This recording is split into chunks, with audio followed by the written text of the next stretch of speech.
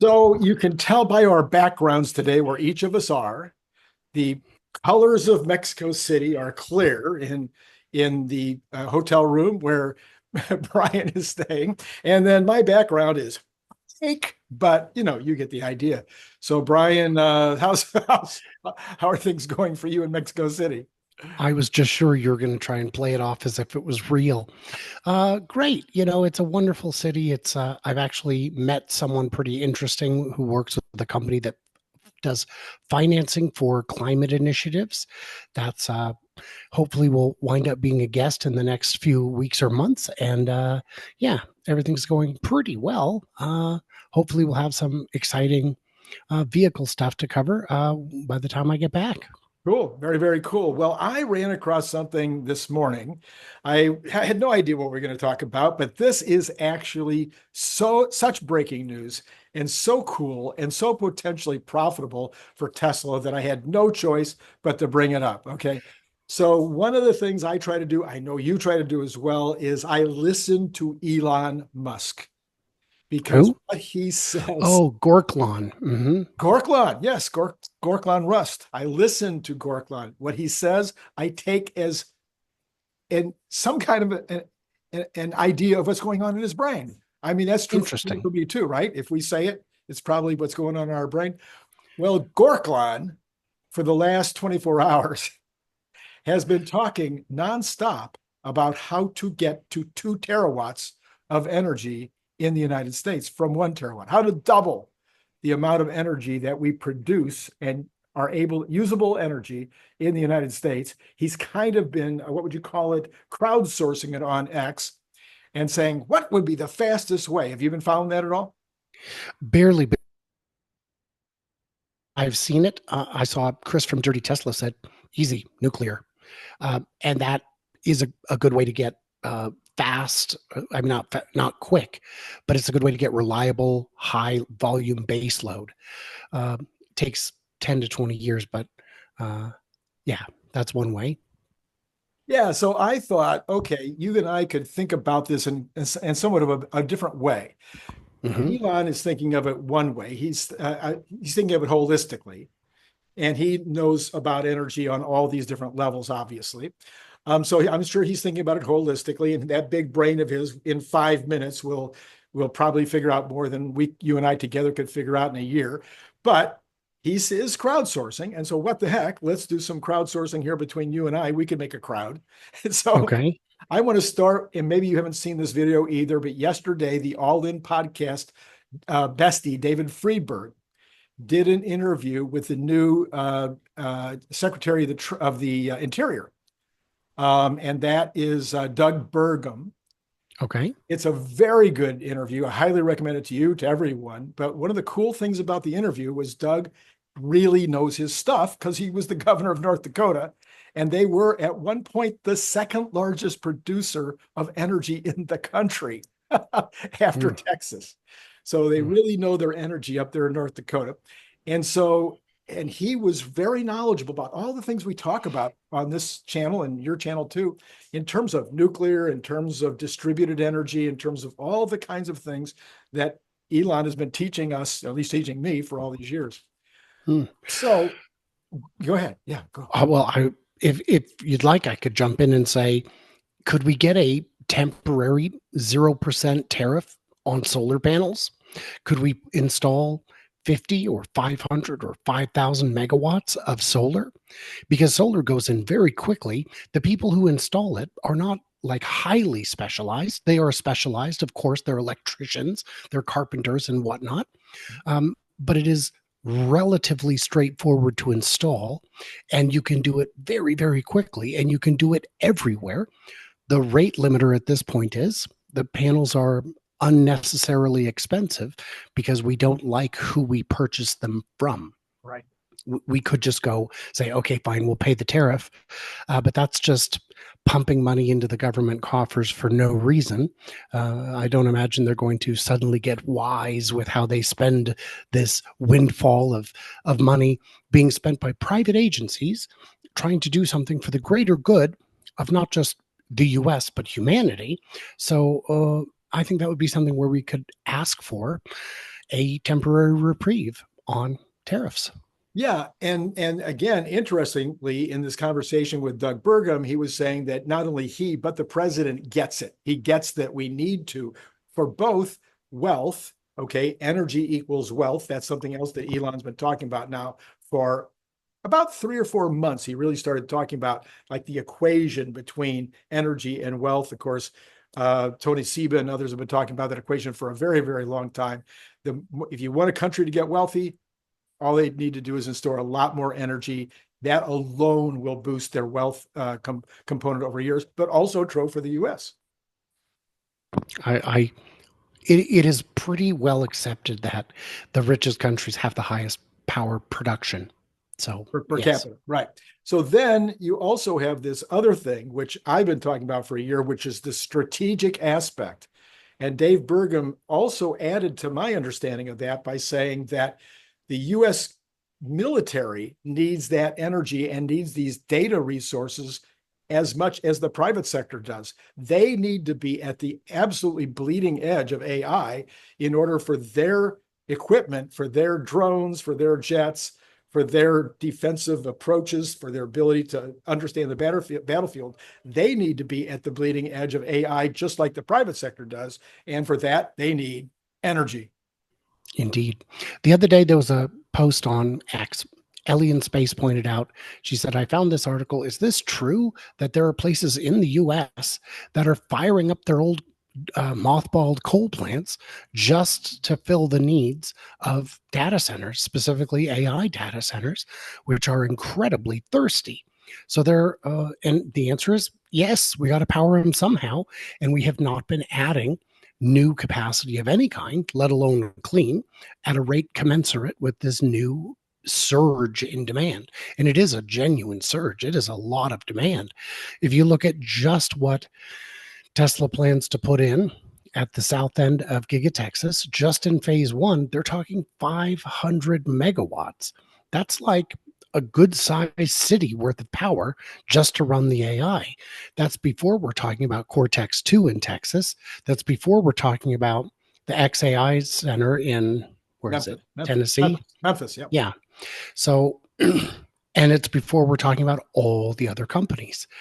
So it's a looming problem. Right. So the president has established what's known as the National Energy Dominance Group, the NEDG, which is made up of cabinet members and others. It's a small group. I think it's maybe only 6 or 8 members in DC. And Burgum, I think, is the head of that group. And their job is to find out how the United States can dominate in energy. And so this gives the public, gives you and me, gives everybody the recognition from the federal government that they get it, that they have to dominate in energy. And by all means, as you mentioned, coal. Interesting thing on coal, a couple of interesting things that I don't think I've mentioned on the channel before. I looked this up because I was like, what's clean coal? And is it that much cleaner? Turns out it's 97% cleaner than when you don't use all these methods for cleaning it. And there are methods for getting it even cleaner.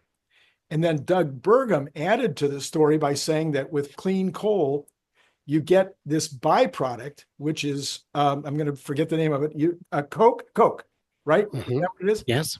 And you need that to make steel. And so if you don't get it from burning coal, then you have to find another way to get that if you're going to end up having steel production in the United States. Mm-hmm.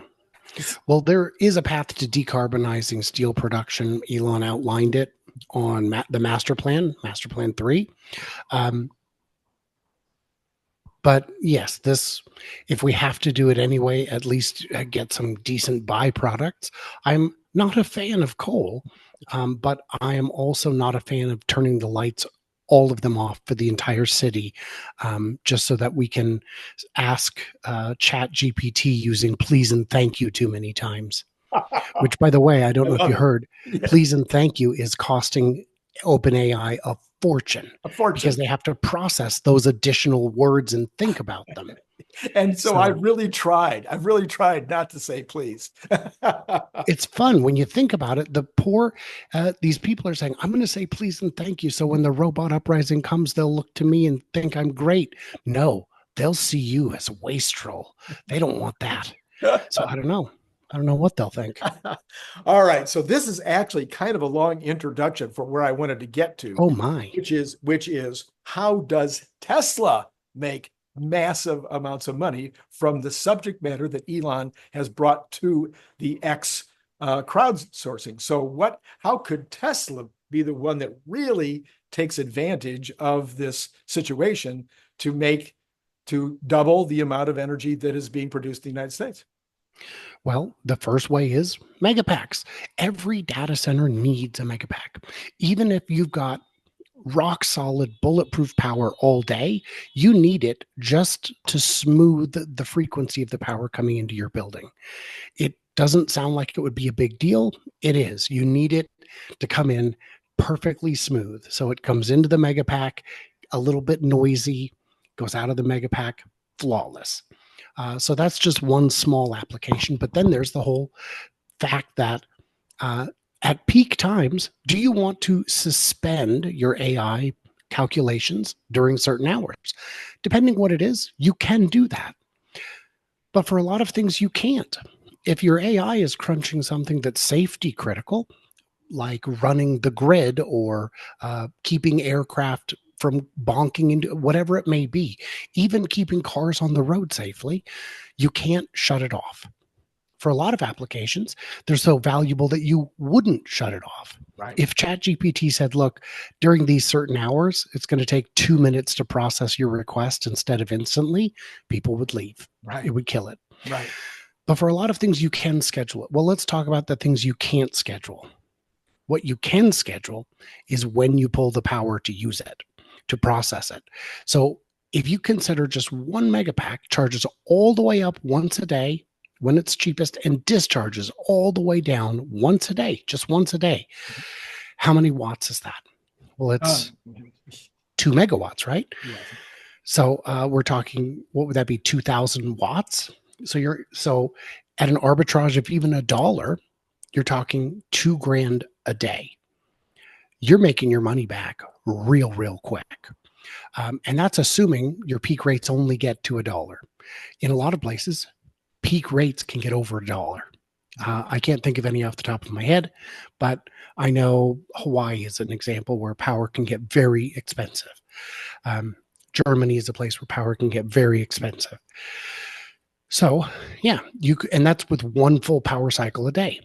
So you're talking real money real quick. So then Elon has actually said, I think I've heard him say it over the years, but he repeated it a couple of months ago. He said, the utilities are finally getting it, that a megapack can double their utilization of their actual plant. So if you're getting, X amount out of a plant and you put in some megapacks, now, as you just pointed out, you can smooth that the plant itself can run at full capacity or at a certain capacity, night and day, not going up, not going down, but maintaining an equilibrium, which makes it more efficient and effective. And Elon, according to him, it doubles the amount of output from the existing facility. If you look at how much rainfall you would need personally for your yard, what you'll find is your yard might get enough rainfall, but not when you need it. That's why we have aqueducts. That's why we have reservoirs. And all of these battery systems we're talking about are just little reservoirs upstream between the consumer and the rainfall. So while the sun only shines during the day, I have it on good authority, it does, you can store it. And especially if we're talking about there could come a time in 5-10 years when instead of choosing to charge your car overnight to get the lowest rates, you charge it during the day to get the lowest rates and maybe let a little bit trickle back at night when the data centers need it. It could flip the entire equation. But we need the generation because the battery is not generation, it's just storage. Yeah. And then, of course, one of the things that people forget about is this whole distribution issue. And that is you've got to get the energy from that power plant to your home or to the factory or to the data center. So one of the things that they're talking about now is this distributed, which we've been talking about on this channel for the whole time we've had a channel. Back in the book, the Elon Musk mission, we talked about it there. Distributed energy, which can mean solar on the roof, solar over parking lots, solar in a field next to you, solar on a farm using what they call co-use, where it's solar, but also plants are growing under it. Our animals are grazing under it. So many different places that you can put solar. You mentioned solar as a real possibility. It seems to me that that would be, if not first, the second after the megapack aspect. Do you think Tesla would get more invested in solar in order to be part of the solution? Wow. First of all, great question. I did want to say real quick, I wouldn't say one is before the other. I'd say you can do them both at the same time. But would Tesla want to get in on that side of it? Well, if there's a big push that would allow it to happen quickly, something like a tariff holiday on solar panels, I could see it being sufficiently disruptive and the margin being high enough that Tesla would want to go into it. So, and I don't think they have. I don't think it would demand an amount of headspace they don't have available. I think their solar teams could step into a role like that very quickly because who knows what the heck else they're doing. But yeah, I think that's something that could be a possibility. And then the other Brian Wong, he has been talking forever that the biggest expense to solar is not the panels, it's not even the land, it is the labor to install it. And I don't know, it seems like Tesla is planning to put together a few robots here in the next. Won't happen quick enough. It won't happen. Robots won't happen quick enough. Oh, well, what if you not to do something like this? No, it's still a few years from that. 3 to 5 at the minimum, I would estimate. But yeah. Well, again, if we take Elon's numbers, which he says 50,000 next year and 500,000 the year after that, if we took that number and we said, okay, we'll just pull off 50,000 of those guys to go out and start installing solar, it would reduce the cost for that amount. Robots being able to do something effectively is a very different prospect than being able to do construction effectively. Construction is going to be one of the last things automated. You would have, I think, better luck assembling all the panels into flatbed modules that just go out and slap Boom, up boom, boom, in boom. pieces. Yeah. But but again, this isn't highly technical labor. Right. There is skill involved, but it's the kind of skill that you could teach someone in a month or two. But it's the able-bodied part of it that's more complicated. And I don't think Optimus would rise to the level of able-bodied in this context that quickly. So then another thought that I had this morning, because I'm a big fan of the mini nukes and these little mini nuclear reactors, and you can bring them together. You know, you can just like he's doing with the megapacks, you can put a bunch of these little mini nukes next to one another. And the idea for those who haven't been following mini nukes is that you get the mini nuke approved as a factory product. So it's safe, it does everything it's supposed to do, and it meets all the approvals. And then all you do is duplicate it. You don't have to figure out each factory, each new nuclear installation, how to have the regulators come in and approve that installation. You improve the box one time. They're about the same size, about the size of a container, fit right on the back of a semi truck. And so then you could put these babies out there right where you need them, right next to the plant, right next to the AI plant or whatever it is that you're trying to do, factories, etc. So then the reason I bring it up is, could Tesla potentially buy up, because they have bought some technology companies in the past. Could they maybe buy the company in the United States that they think is the furthest along on doing these mini nukes and give them the engineering push, the financial push, etc. And then if the government reduces regulations and makes it faster to get these approved, maybe Tesla could be in the mini nuke business. I don't know what Tesla would want to do. Tesla doesn't go into an industry unless they believe they can disrupt it. Right. The trick with nuclear is that it is a bottomless pit into which you can pour money forever. It will not, having money, having talent, those are not sufficient conditions to be successful in that industry. Small modular reactors have been the talk of the town since the 60s, 70s at least, and they just never materialized. There was a recent one where the company was getting ready to commercialize, and then we found out we're right back where we started. They're way too expensive. The economies of scale were not appearing to materialize. And another consideration that was shared with me by a nuclear engineer who watches the channel was that whether they're tiny or gigantic, you still need the same DOE security protocols around it. So if you had just one next to your facility, you would still need all of the security that you would need at like Hanford. So it's additional considerations there. I don't think that even if Tesla was convinced that they could make it work, I'm not convinced that Tesla believes they could do so within a government framework in a time frame that would make sense to the company. Yeah, just for everybody out there, China does have SMRs being deployed at this time, so they have been able to. And again, as Brian Wong has pointed out, part of that is that they can make them cheaper than we can, and they definitely cost more in the United States, and that is a barrier. But it is at least in China they are at a point of deploying them, and so I think we're probably at the technology level where it's ready to go. As you point out, there's cost considerations, whether or not Tesla would want to get into something that they didn't think they could disrupt. But it's just one more way of quickly getting to this doubling of the U.S. Production. Yes. Yes. Yes. I mean, there's ways to do it. Solar could be done instantly. Right. Wind could be done 3 to 5 years, not double, but I mean, we are already going gangbusters on wind. I don't know how much more you could speed that up. I see giant turbine blades all the time coming into the port or on highways throughout the country. Right. But solar we could do faster. Much faster. Yeah, absolutely right.